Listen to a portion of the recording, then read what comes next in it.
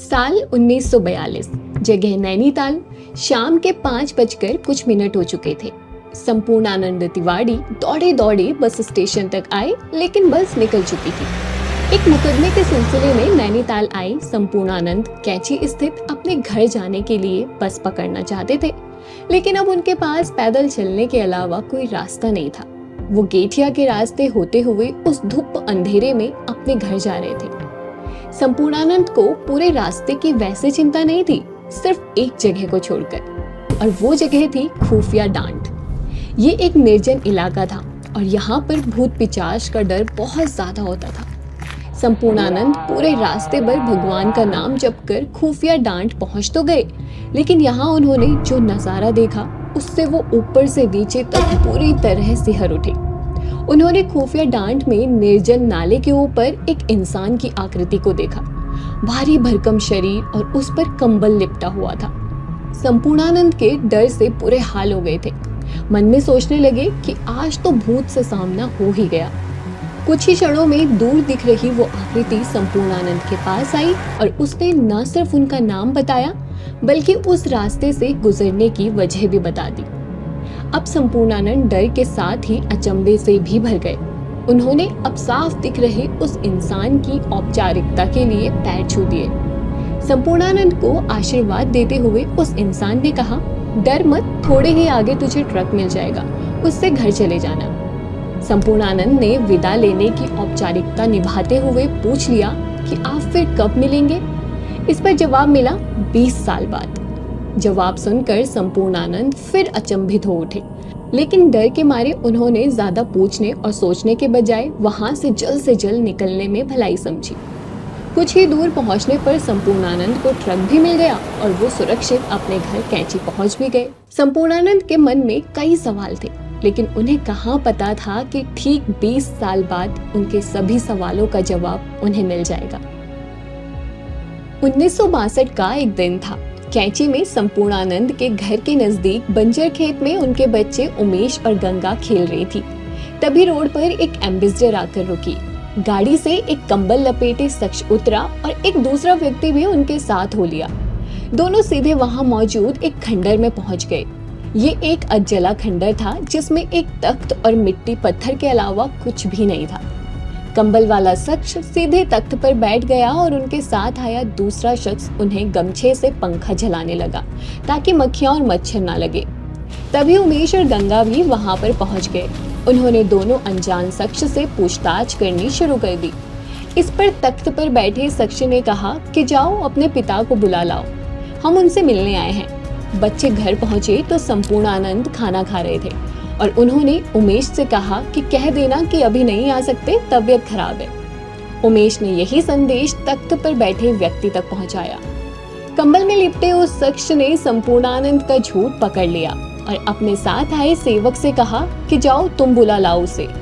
जब बच्चों ने संपूर्णानंद को बताया कि कंबल वाले उस शख्स ने उनका झूठ पकड़ लिया और वो यहीं आ रहे हैं, तो वो समझ गए कि वो कोई ऐसा वैसा शख्स नहीं है और वो खुद ही उन तक पहुंच गया। संपूर्णानंद सामने खड़े थे। उन्होंने औपचारिकता निभाते हुए प्रणाम किया। कंबल में लिपटे शख्स ने पूछा, पहचाना? संपूर्णानंद के पास कोई जवाब नहीं था। तभी तख्त पर बैठे शख्स ने कहा, अब क्यों पहचानेगा?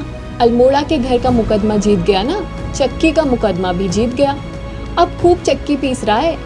याद कर, जब खुफिया डांट में मिला था तब संपूर्णानंद को स्मरण हो आया। फिर उन बाबा ने कहा कि मैं तेरे कैंची में मंदिर बनाना चाहता हूँ। इस पर संपूर्णानंद ने वो जगह बता दी जहाँ पर सोमवारी बाबा समेत कई साधुओं ने तप किया था। संपूर्णानंद के घर से नदी पार की ये वही जगह है जहाँ पर आज कैंची धाम स्थित है, और वो बाबा कोई और नहीं बल्कि खुद नीम करोली बाबा थे।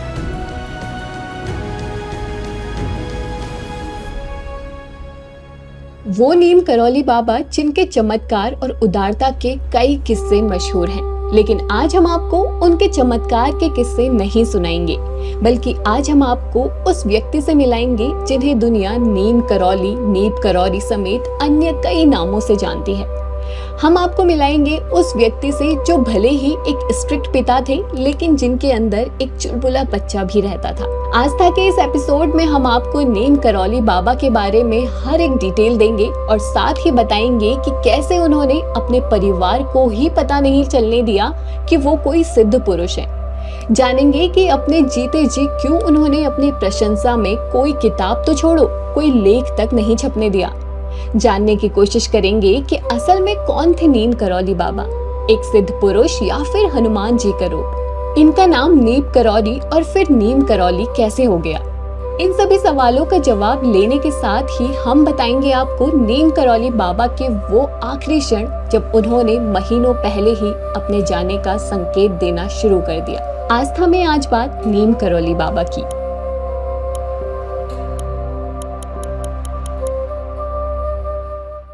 20वीं सदी की शुरुआत की बात है। साल 1900 का कोई दिन था। उत्तर प्रदेश के फिरोजाबाद जिले के अकबरपुर गांव में आज खुशी का माहौल था। और होता भी क्यों ना, गांव के जमींदार दुर्गा प्रसाद शर्मा और उनकी पत्नी कौशल्य देवी के घर पुत्र का जन्म जो हुआ था।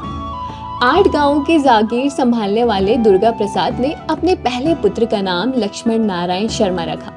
लक्ष्मण का बचपन शुरू हुआ ही था कि उसकी माता का देहांत हो गया। पिता ने बच्चे की देखभाल करने के लिए फिर से विवाह रचाया, लेकिन सौतेली माँ को लक्ष्मण नारायण कतई पसंद नहीं था। वो उसे प्रताड़ित करती रहती। लेकिन लक्ष्मण तो जैसे राम नाम में खो गया था। लक्ष्मण बच्चों के साथ खेलता भी और राम नाम में भी रमा रहता। पढ़ाई लिखाई में उसका मन नहीं लगा। हिंदी के अक्षरों का उसे बहुत ज्यादा ज्ञान नहीं हो पाया। वो ब्रज लहजे में बोलता और हिंदी उर्दू मिश्रित भाषा बोला करता। महज 11 साल की उम्र में आगरा के बादाम बांस गांव की 10 साल की राम बेटी से उनका विवाह कर दिया गया। लेकिन लक्ष्मण नारायण इन परपंचों में नहीं पड़ना चाहते थे और इसलिए वो एक दिन बिना किसी को कुछ बताए घर से भाग गए। परिवार को पता चला तो हड़कंप मच गया। यहाँ बेटे की तलाश हो रही थी तो दूसरी तरफ बेटा गुजरात पहुंच चुका था। गुजरात में शुरुआती दिनों में वो किसी वैष्णव संत के आश्रम में ठहरे। यहाँ उस संत ने उन्हें लक्ष्मण दास नाम दिया और साथ ही वैरागी वेश धारण करवाया। बाद में वो यहाँ के बबानिया गांव में श्री राम बाई के आश्रम में काफी वक्त तक रहे। बबानिया में लक्ष्मण दास तालाब में बैठकर ध्यान किया करते थे और ये देखकर लोगों ने उन्हें तलैया बाबा नाम दे दिया। बाबा ने यहाँ पर एक छोटा सा हनुमान मंदिर स्थापित किया। करीब 7 साल बबानिया में रहने के बाद तलैया बाबा 1918 के आसपास देश भ्रमण पर निकले। अपनी इस यात्रा में वो फर्रुखाबाद के गांव नीप करौरी पहुंचे। नीप करौरी में गांव वालों ने जमीन के नीचे बाबा के लिए गुफा बना दी। वहां बैठकर बाबा दिन भर ध्यान करते और रात्रि को बाहर निकलते। गांव वालों ने उन्हें लक्ष्मण दास बाबा कहकर पुकारना शुरू कर दिया। अपने यौवन में प्रवेश कर चुके लक्ष्मण दास की गुफा में कोई उनकी अनुमति के बिना प्रवेश नहीं कर सकता था। उन्होंने खुद के लिए दूध, फल और भोजन देने की खातिर एक हरिजन युवक गोपाल बहेलिया को चुना था। उसी को अधिकार था कि वो बाबा की अनुमति के साथ भोजन गुफा में ले जा सकता था। गांव वाले बाबा की लीलाओं को देखकर जब भी उन्हें ईश्वर रूप मानते तो दूसरे ही क्षण उनके जैसे ये भ्रम टूटने लगते। बाबा अक्सर एक चितकबरे कुत्ते गेंडुआ की पीठ पर सवार होकर गांव में घूम लिया करते थे। बच्चों के साथ गुल्ली डंडा खेलना, कबड्डी और लुक्का छुपी भी खेला करते थे। सिर्फ यही नहीं, कई बार तो बच्चों के साथ शर्त लगा देते और एक ही बार में कई आम चूस जाते। जब ग्रामीण बाबा की ये हरकतें देखते तो मन ही मन पूछ बैठते, क्या ये सच में कोई बाबा है या आम इंसान? लेकिन उनकी लीलाओं की वजह से वो ग्रामीणों के लक्ष्मण दास बाबा ही बने रहे। बाबा से ये प्रेम इतना था कि जब उनकी पहली गुफा प्राकृतिक वजहों से नष्ट हो गई तो वहां से 20 मीटर की दूरी पर एक और गुफा बनवाई गई। ये वही गुफा है जो आज भी यहाँ पर सुरक्षित है। इस गुफा के ऊपर भी बाबा ने हनुमान मंदिर बनवाया जो आज भी यहाँ पर है। एक तरफ यहाँ लक्ष्मण दास बाबा अपनी लीलाएं दिखा रहे थे तो दूसरी तरफ अकबरपुर में उनकी खोज सालों से जारी थी और परिवार की ये खोज जल्द ही खत्म होने वाली थी। लक्ष्मण दास बाबा नीप करौली से अक्सर गंगा नहाने जाया करते थे। एक दिन उनके कुछ गांव वालों ने गंगा घाट पर उन्हें देख लिया। लंबी लंबी जटाएं और बड़ी बड़ी दाढ़ी रखे अपने लक्ष्मण नारायण को पहचानने में वो कामयाब हो गए। तुरंत दुर्गा प्रसाद जी को सूचना दी गई। दुर्गा प्रसाद गंगा घाट पर पहुंचे और अपने पुत्र को लेकर अकबरपुर चले गए। घर छोड़कर जाने के लिए सिर्फ पिता से ही नहीं बल्कि पत्नी राम बेटी से भी खूब डांट पड़ी। गवने से हाल ही में लौटी राम बेटी ने खूब सुनाया, लंबी लंबी जटाएं देखकर कहा, ये क्या हाल बना रखा है। जब पत्नी का गुस्सा शांत नहीं हुआ तो लक्ष्मण नारायण जी ने उन्हें एक चमत्कार दिखाया और कहते हैं कि उस चमत्कार को देखने के बाद पत्नी शांत हुई। अब लक्ष्मण दास बाबा लक्ष्मी नारायण के तौर पर गृहस्थ में जुट गए। उन्होंने अपनी लंबी लंबी जटाओं को त्याग दिया था और नीप करौरी में रहते ही उन्होंने एक धोती या कंबल धारण करना शुरू कर दिया था। इसे ही वो ओढ़ते और पहनते। वो एक बेटे, पति और एक पिता की भूमिका निभाने लगे। वो कुछ दिन परिवार के साथ रहते तो कभी अचानक ही गायब हो जाया करते थे। गृहस्थ जीवन निभाने के दौरान भी वो नीप करौरी आते जाते रहे। लक्ष्मी नारायण गांव के प्रधान भी बने और इतने अच्छे प्रधान बने कि लगातार 8 बार वो गांव के प्रधान चुने गए। लक्ष्मी नारायण और राम बेटी के 2 पुत्र और 1 पुत्री हुई। सबसे बड़े बेटे का नाम अनेक सिंह शर्मा रखा और सिंह इसलिए जोड़ा क्योंकि परिवार के पास 8 गांवों की जागीर थी। दूसरे बेटे का नाम धर्म नारायण शर्मा तो बेटी का नाम गिरिजा देवी रखा। जब संतानें हुई तब भी लक्ष्मी नारायण का घर से अचानक गायब होने का सिलसिला थमा नहीं। एक दिन पत्नी राम बेटी ने कहा, आप अचानक गायब हो जाया करते हैं, बच्चे कभी बीमार हो गए तो मैं क्या करूंगी, कैसे उनका इलाज करूंगी। इस पर लक्ष्मी नारायण ने जवाब दिया, तुम चिंता मत करो, अगर बच्चे रात को बीमार होंगे तो मैं सुबह आ जाऊंगा और सुबह बीमार होंगे तो रात तक पहुंच जाऊंगा। और पत्नी से किया ये वादा उन्होंने जीवन भर निभाया। हालांकि उन्होंने अपने परिवार के किसी भी सदस्य को कभी ये नहीं बताया कि वो कहाँ जाते हैं। परिवार को इसकी भनक तक भी नहीं थी कि उनके लक्ष्मी नारायण नीप करौरी के लक्ष्मण दास बाबा हैं। लक्ष्मण दास बाबा जब अकबरपुर में अपने घर पर होते तो वो एक कड़क स्वभाव के पिता होते।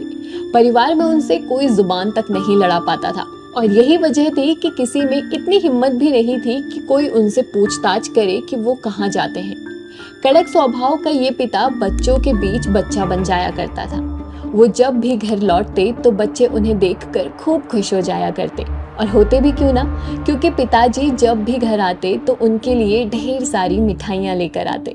बेटे अनेका समेत अपने तीनों बच्चों को वो उंगली पकड़कर घुमाया करते थे, उनके साथ खेलते, खूब हंसते और अगले ही दिन गायब हो जाते। बाद में उनका परिवार आगरा शिफ्ट हो गया। लक्ष्मी नारायण पिता से दादा की भूमिका में आए और अब भी उनका स्वभाव वही रहा। नातियों के साथ वो खेला करते, उन्हें खूब घुमाया और खिलाया करते और अगले ही दिन पल भर गायब हो जाते। जब उनके नाती या बच्चे बीमार पड़ते तो वादेनुसार वो हाजिर हो जाया करते थे। जब घर वाले पूछते कि आपको कैसे मालूम पड़ा कि बच्चा बीमार है तो वो कह देते कि रास्ते में एक मौनी बाबा मिले थे, उन्होंने बोला कि जल्दी घर जाओ, तुम्हारे घर पर बच्चा बीमार है। कहते हैं मौनी बाबा ने प्रसाद दिया है, ये खिला दो और बच्चा ठीक हो जाएगा। और बच्चा उस प्रसाद को खाकर ठीक हो भी जाता। घर आते तो घर वाले जाने नहीं देते, लेकिन उन्हें तो जाना ही होता था। ऐसे में जब भी उन्हें घर से निकलना होता था तो वो किसी न किसी बात पर बिगड़ जाते और इतना ज्यादा बिगड़ जाते कि उनके गुस्से को झेलना परिवार के लिए मुश्किल हो जाता। वो ऐसी स्थिति खड़ी कर देते कि परिवार वाले खुद परेशान होकर बोल देते कि आप चले ही जाओ तो ठीक है, और वो चले जाते। कहाँ परिवार में किसी को भी पता नहीं होता था, लेकिन उनकी जब भी परिवार को जरूरत रही वो हमेशा हाजिर रहते और जब भक्तों को उनकी जरूरत रही तो वो वहाँ भी उपलब्ध थे। जीवन के आखिरी क्षण तक न उन्होंने अपने परिवार को छोड़ा और न ही अपने भक्तों को। परिवार को जरा सी भी भनक नहीं होने दी कि वो कोई सिद्ध पुरुष हैं जिन्हें लाखों लोग पूजते हैं, और ना ही अपने भक्तों को भनक लगने दी कि उनका कोई परिवार भी है। उनके करीबी 2-4 लोगों को छोड़कर किसी को पता नहीं था कि उनका गृहस्थ जीवन भी कुछ है। लेकिन ऐसा क्यों? आखिर क्यों लक्ष्मण दास बाबा किसी को अपने दिव्य होने के बारे में पता नहीं चलने देते थे? इस सवाल का जवाब भी हम देंगे, लेकिन अब बात कर लेते हैं उनके पहले नीप करौरी और फिर नीम करौली बाबा बनने को लेकर। अकबरपुर वाले जब अपने गांव के प्रधान से मिलते तो उन्हें इसका जरा भी इल्म नहीं होता कि इनके हजारों लाखों भक्त होंगे। अकबरपुर के लक्ष्मी नारायण लक्ष्मण दास के तौर पर नीप करौरी में बसे हुए थे। करीब 18 साल नीप करौरी में रहने के बाद लक्ष्मण दास बाबा 1935 के आसपास यहाँ से निकल गए। जब वो इस गांव से दूसरी जगह पहुंचे तो लोगों ने उन्हें नीप करौरी वाले बाबा कहना शुरू कर दिया। काफी हद तक खुद बाबा ने भी ये नाम स्वीकार कर लिया था। नीप करौरी से निकलने के बाद उन्होंने कुछ वक्त फतेहगढ़ किला घाट में गंगा किनारे बिताया। यहाँ उन्होंने गाय भी पाली। धीरे धीरे उनके भक्तों की तादाद बढ़ने लगी और वो लखनऊ, कानपुर, इलाहाबाद, दिल्ली, शिमला और मद्रास में भी प्रतिष्ठित हो गए। नीप करौली गांव वालों ने नीप करौरी वाले बाबा के बारे में सुना भी होगा, तो भी उन्हें बाबा के जीवन पर्याप्त तक पता नहीं लग पाया कि उनके लक्ष्मण दास बाबा ही नीप करौरी वाले बाबा हैं। अपनी लीलाओं से उन्होंने हर धर्म और हर जाति के व्यक्ति को भक्त बनाया। बल्कि ये कहना सही होगा कि भक्त बनते गए, क्योंकि उन्होंने कभी कोई प्रवचन नहीं दिया, कोई सत्संग नहीं किया। वो बस बोलचाल में ही आशीर्वाद दे देते थे और वो सच हो जाता। उत्तर प्रदेश में कई ठिकानों पर रहने के बाद वो पहाड़ों की ओर निकल पड़े। 1940 में उन्होंने नैनीताल के लिए प्रस्थान किया। नैनीताल से 2 किलोमीटर दूर मनोरा पर्वत पर ही वे अधिकतर रहा करते थे। बाबा ने इसे आश्रम और मंदिरों के निर्माण के लिए चुना। बाबा ने इसका नाम हनुमानगढ़ रखा और उन्होंने 15 जुलाई 1952 को यहाँ हनुमान जी की छोटी मूर्ति स्थापित करवाई। रामायण और हनुमान चालीसा के कई पाठ करवाए और बाद में 16 जून 1953 को मंदिर में बड़ी मूर्ति की प्राण प्रतिष्ठा करवाई। कुछ समय बाद हनुमानगढ़ को एक सरकारी ट्रस्ट को देकर उन्होंने इससे अपना संपर्क खत्म कर दिया। लोग उन्हें हनुमान का अवतार मानने लगे थे। कई भक्त उन्हें हनुमान बुजू कहकर पुकारते। हनुमानगढ़ में रहते हुए बाबा भूमियाधार और गेठिया भी जाया करते थे। इसी बीच 11 दिसंबर 1961 को भूमियाधार के ठाकुर पद्म सिंह के पुत्र पूरन सिंह ने अपना मकान और उसके आसपास की सारी जमीन महाराज को अर्पित कर दी। यहाँ बाबा ने एक आश्रम और छोटी हनुमान जी की मूर्ति स्थापित की। बाबा जब कुमाऊं पहुंचे तो वो नीप करौरी बाबा नाम से जाने जाते थे। धीरे धीरे यहाँ के लोगों ने उन्हें नीप की जगह नीम करौली बाबा कहना शुरू कर दिया। बाबा, जिन्हें पहाड़ में महाराज जी बुलाया जाता था, उन्होंने भी कभी इस बात पर आपत्ति नहीं जताई और इस तरह वो नीम करौली बाबा हो गए। भूमियाधार में रहते हुए ही बाबा ने कैंची धाम का निर्माण करवाया। संपूर्णानंद से जुड़ी जो कहानी हमने शुरुआत में आपको सुनाई, उसके बाद यहाँ पर निर्माण कार्य शुरू हो गया। जगह का चयन करने के बाद महाराज जी वापस भूमियाधार लौट आए। दूसरे दिन उन्होंने सबसे पहले एक चबूतरा बनाने का निर्देश दिया। ये वही जगह है जहाँ पर हनुमान जी की मूर्ति स्थापित है। यूपी के तत्कालीन वन मंत्री चौधरी चरण सिंह ने बाबा को ये भूमि 1 रुपये सालाना दर से लीज पर दे दी। कहते हैं कि जब उन्हें जमीन मिल गई तो उन्होंने चौधरी चरण सिंह को आशीर्वाद दिया कि जा तो प्रधानमंत्री बनेगा, और बाद में चौधरी चरण सिंह भारत के पीएम बने भी। खैर, कैंची धाम के निर्माण का सिलसिला शुरू हो चुका था और बिना किसी योजना के, बिना किसी डिजाइन के बाबा के निर्देश के अनुसार कार्य होता रहा। और फिर राम कुटी, विष्णु कुटी, कृष्ण कुटी, राधा कुटी, कृष्ण बलराम कुटी और श्याम कुटी समेत अन्य इमारतों का निर्माण किया गया। कई भव्य मंदिर, एक धर्मशाला और महाराज जी की कुटिया भी यहाँ बनाई गई। यहाँ मौजूद हवन कुंड के ऊपर प्रथम हनुमान जी की मूर्ति की स्थापना की गई। दूसरे कक्ष में लक्ष्मी नारायण जी की और तीसरे कक्ष में शिवलिंग के साथ मां पार्वती, श्री गणेश, कार्तिकेय की मूर्ति स्थापित की गई।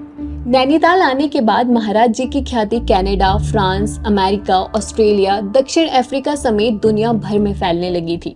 दुनिया भर से कैंची धाम में भक्त आते। बाबा जी गर्मियों का वक्त ज्यादातर कैंची धाम में बिताते और ठंडियों के वक्त वृंदावन चले जाते।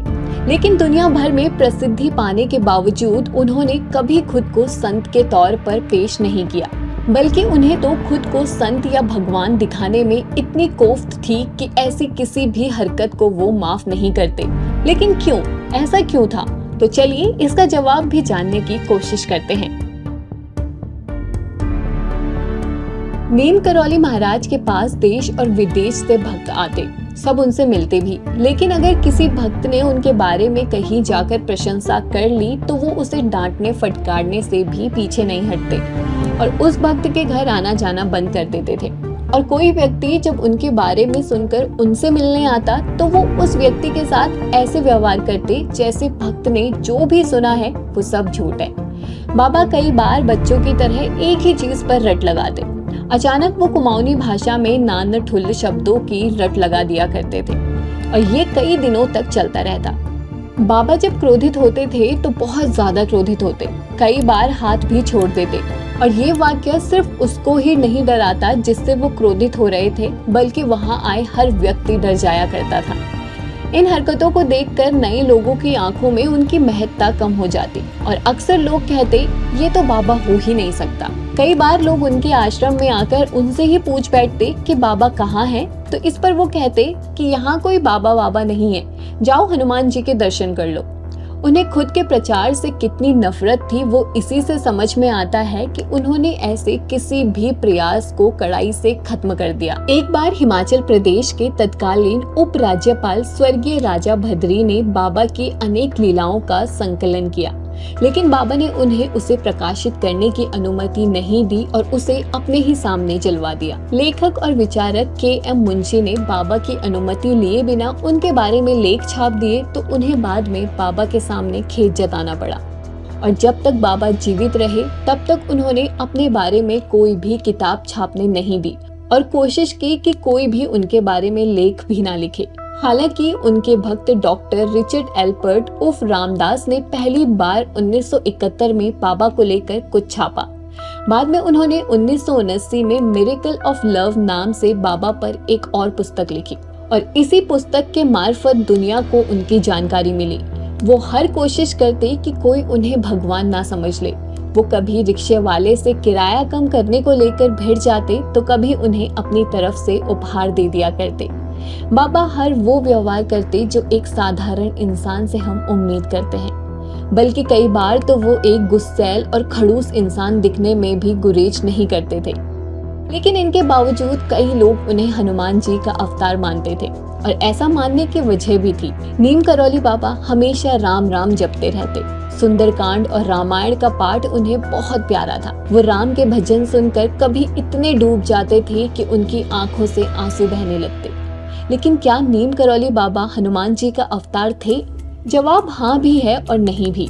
बाबा के सबसे करीब रहने वाले दादा मुखर्जी अपनी किताब बाय हिज ग्रेस में कहते हैं, हर व्यक्ति उन्हें अपने तरीके से जानता और समझता था। हर कोई मानता है कि जिस महाराज जी को वो जानते हैं वही सबसे सही है, लेकिन नहीं, वो हम सबको बेवकूफ बना रहे हैं और यही उनका सच था। उन्होंने कभी खुद को भगवान नहीं माना और ना ही उन्होंने अपने प्रति भक्तों की आस्था को बदलने की कोशिश की। तो इसलिए जैसी भक्तों की आस्था है उन्हें देखा, वो उनके लिए वही हो गए। लेकिन वो एक गार्जियन जरूर थे अपने भक्तों के। वो अपने भक्त के परिवार को अपना परिवार मानते और वैसा व्यवहार भी करते। वो जब चाहते जिस भक्त के घर चाहते चले जाते थे और हर भक्त के घर पर हक से अपने लिए और अपने साथ आए भक्तों के लिए भोजन की मांग करते। वो अपने भक्तों के साथ गुस्सा होते तो उनके साथ मजाक भी करते और कई बार उन्हें शर्मसार करने में भी गुरेज नहीं करते। दादा मुखर्जी अपनी किताब में एक ऐसा ही किस्सा शेयर करते हैं। वो बताते हैं कि बाबा कई बार बोलते बोलते गालियों की झाड़ लगा देते थे। एक बार बाबा लगातार गालियां दिए जा रहे थे, रुक ही नहीं रहे थे। बीच बीच में बोलने लगे, दादा एमए है, दादा एमए है। इस पर मुझे भी गुस्सा आ गया और मैंने बोल दिया कि आप भी एमए हो। इस पर बाबा ने मजाकिया अंदाज में पूछ लिया, कैसे कैसे? मैंने जवाब दिया, मैं मास्टर ऑफ आर्ट्स हूँ और आप मास्टर ऑफ अब्यूजिंग हैं। इस पर बाबा जोर जोर से हंसने लगे और कहने लगे, हाँ मैं बहुत गालियां देता हूँ। एक ऐसा ही किस्सा एक विदेशी कपल के बेटे का नाम रखने को लेकर दादा शेयर करते हैं। वो बताते हैं कि ऑस्ट्रेलिया के एक कपल का बेटा हुआ और उन्होंने टेलीग्राम भेजा कि बाबा हमारे बेटे का नाम रखें। जब दादा ने ये बात बाबा से कही तो उन्होंने कहा, अब मैं नाम कहाँ से लाऊं? चलो ठीक है, उसका नाम खुटका बुटका रख दो। इस पर वहीं बैठी सिद्धि दीदी और जीवंती नाराज हो गई। उन्होंने बाबा से कहा, ये कोई नाम है? कुछ अच्छा नाम दीजिए उस बच्चे को। इस पर बाबा ने कहा, अरे मनहूस औरतों, अच्छे नाम तो सब तुमने ले लिए, चलो ठीक है गणेश रख दो। हर भक्त के साथ नीम करौली महाराज का यही अपनापन था। उनके लिए कोई भक्त न छोटा था न बड़ा। जिस घर में जो भोजन मिल गया वो उसको ग्रहण कर लेते थे। अपने भक्तों के दुखों को मिटाने के लिए तत्पर रहते और इस तरह वो सबके गार्जियन बन जाया करते थे और अपनी इन्हीं लीलाओं को दिखाते दिखाते आखिर 1973 में उन्होंने प्राण त्याग दिए और अपनी इस अंतिम यात्रा का उन्हें पहले ही भान हो आया था। 1973 का साल शुरू हुआ ही होगा कि नीम करौली बाबा ने अलग सा व्यवहार करना शुरू कर दिया था।